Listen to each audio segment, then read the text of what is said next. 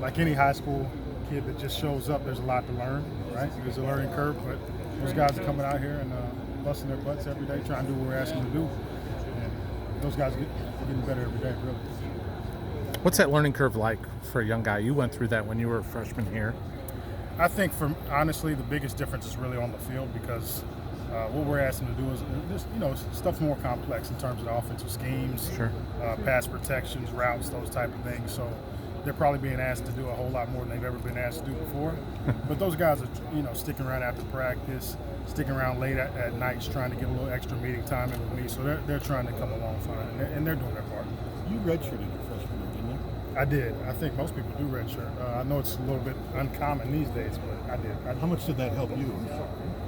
It helped me a lot. I think it allowed me to get my body a little bit stronger, make the adjustment in terms of being a collegiate, student as well, getting in the classroom, doing those type of things.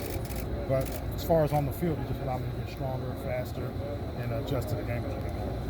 Could you kind of use your experience maybe as some kid that doesn't want a redshirt and you kind of give them the pros and cons of it, kind of how it helped you? I do. I have that conversation with all my guys, really, because you just never really know.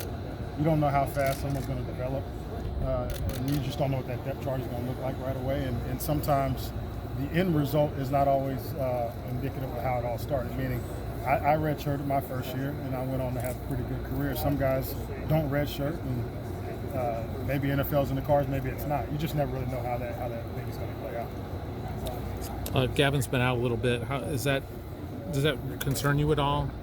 No, we're so early on. Yeah. And it's not anything of significance, so I'm not worried about Gavin. And he's one of those guys where he's always getting mental reps, no matter if he's getting a physical rep or not. And he knows the offense. He knows what we're doing.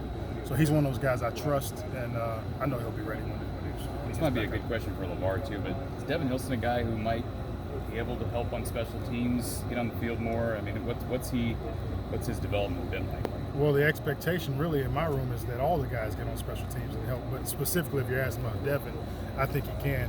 Devin's a heck of an athlete. Obviously, he wouldn't be here if he wasn't.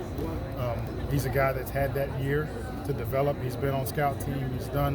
He's done some good things as far as giving us scout looks last year, and I think he's starting to make that transition this year. So hopefully, to your point, I think he can. I think he will. We've seen some pictures in the gallery of Devin being utilized as a pass catcher. Is that something that you think maybe flexing out to place a receiver when he was there? Are you saying Devin or Gavin? I'm sorry.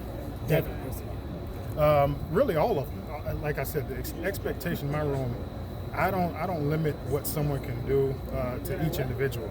The expectation is that every running back in my room can split out if they need to, can get in the backfield if they need to. I just want versatile players, and I think we have that in our room.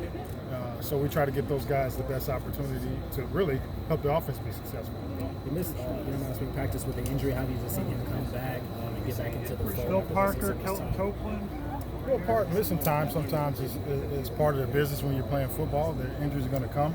But to his credit, he's done a good job making sure he's staying involved, staying alert. Every time I turn around, he's standing right behind me, trying to make sure he's got the play.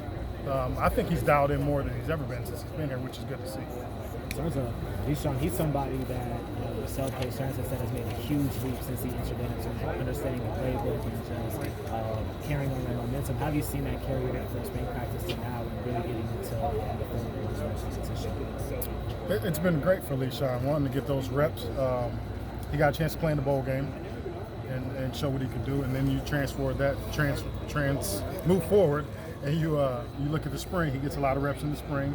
So again, he's getting more understanding, more confidence. Now you come into the fall, and he's getting a lot of the one reps right now with Gavin nicked up a little bit. So his confidence is just growing, and I think his teammates trust him, and he's trusting our scheme too. That's a big part of what we need him to do. Thank you, Coach. Mm-hmm. Thank you. How do you anticipate the season kind of playing out in terms of reps, carries, separating things out between Gavin, LaShawn, maybe one of the freshmen? That's a very tough question to answer because right now you just don't know who's going to be healthy. Sure. You don't know what that pecking order quite looks like just yet, and really a lot of that is dependent upon health. Sure. So when that game week comes and we know who's healthy, who the guys are that should be available, we'll make that decision. How has Caleb really impressed you though, just coming out the gate? I think Caleb is a guy that he's hungry. He wants to be good. He doesn't mind the work, and I think Jazz is the same way. Okay. They're both hungry and they both want to work, so Kelvin they're willing to Benno? do what we ask them to do.